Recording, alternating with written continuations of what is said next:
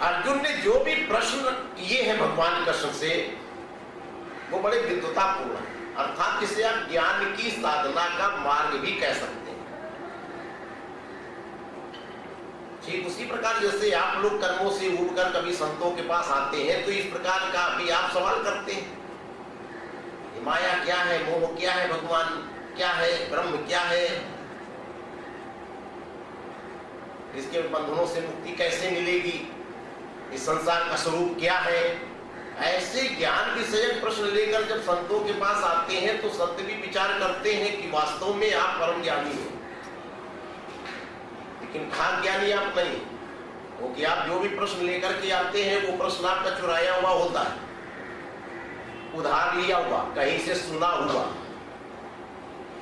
वो आपके अंदर से उत्पन्न होने वाला प्रश्न नहीं होता है। ऐसी ही कुछ परिस्थितियां अर्जुन के सामने हैं। अर्जुन ने जो भी प्रश्न भगवान कृष्ण के समक्ष रखे हैं बड़े विद्वतापूर्ण, यानी इसकी स्वीकृति भगवान कृष्ण स्वयं देते हैं कि अर्जुन का प्रश्न उच्च कोटि का प्रश्न था, वेदांत परक ज्ञान विषयक ऐसा प्रश्न अर्जुन का है। ये भगवान कृष्ण भी मानते हैं कि अर्जुन का प्रश्न बहुत उच्च स्तर का है।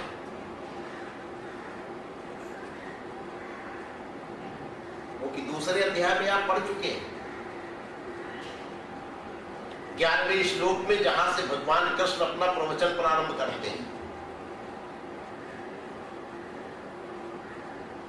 अशोच्यानानुशोचस्त्वं प्रज्ञावादांश्च भाससे,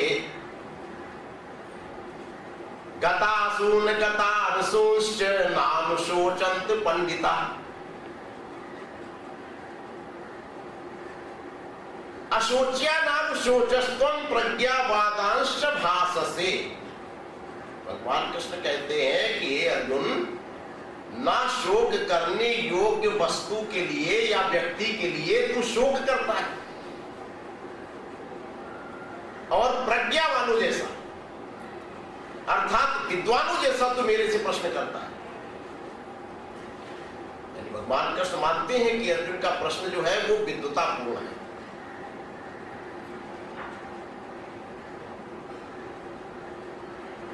अब जब विद्वतापूर्ण प्रश्न है तो भगवान कृष्ण ने उसी शैली में विद्वतापूर्ण ही उन प्रश्नों का उत्तर भी दे डाला,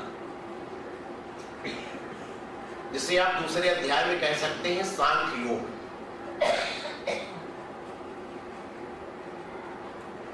अगर आप मेरी दृष्टि से पूछे तो गीता का संपूर्ण सार इस द्वितीय अध्याय में स्थित है। जो भी दिव्य ज्ञान है भगवान के पास, या आप यूं कह सकते हैं कि उनके तिजोरी में जो सबसे अनमोल रत्न सांख्य योग है, वो भगवान कृष्ण ने दूसरे अध्याय में सबसे पहले ही लाकर अर्जुन के सामने रख दिया। आगे के अध्यायों में तो क्रमशः भगवान स्टेप बाय स्टेप नीचे की ओर जा रहे हैं। गीता का सर्वस्व संपूर्ण ज्ञान दूसरे अध्याय,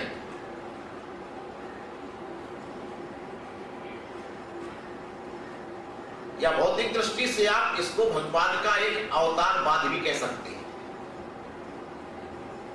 अवतार शब्द का अर्थ होता है उतरना, नीचे की ओर, ऊपर से नीचे आना। एक व्यापारी में और परमात्मा में यही अंतर है, व्यापारी नीचे से ऊपर की ओर चढ़ता है।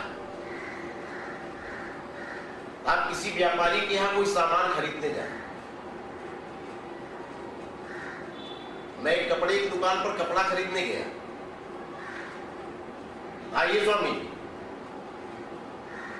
कपड़ा चाहिए, हाँ हाँ बैठिए, ये लीजिए 20 रुपए मीटर, इससे कोई अच्छी क्वालिटी, हाँ है ना, बैठिए। 50 रुपए मीटर, 60 रुपए मीटर, और कोई अच्छी क्वालिटी है आपके पास, हाँ हाँ है, आप बैठिए। 100 रुपए मीटर, 150 रुपए मीटर, कोई अच्छी क्वालिटी सिल्क वगैरह है आपके पास, मटका खादी का, हाँ हाँ है, आप बैठिए। 400 रुपए मीटर, 500 रुपए मीटर, में वो अपनी दुकान का सबसे कीमती कपड़ा जो हजारों रुपए मीटर का होगा लाके डालेगा। ये लीजिए आप 2000 रुपए मीटर का कपड़ा, यानी ग्राहक संतुष्ट होकर के जाए। लेकिन वो 2000 रुपए मीटर वाला कपड़ा वो सबसे अंत में लाया, सबसे पहले तो 10 रुपए 20 रुपए मीटर वाला ही कपड़ा दिखाया ना उसने। व्यापारी नीचे से ऊपर की ओर चल रहा है, वो सबसे पहले आपको अपनी दुकान का सबसे कम कीमत वाला माल दिखाकर प्रभावित करने का प्रयास करता है, आकर्षित करने का प्रयास करता है। अगर पहले से ही 5000 रुपए मीटर वाली चीज डाल देगा तो आप उठकर चल दोगे। इतना महंगा, पता नहीं कैसी प्रकृति है उसकी।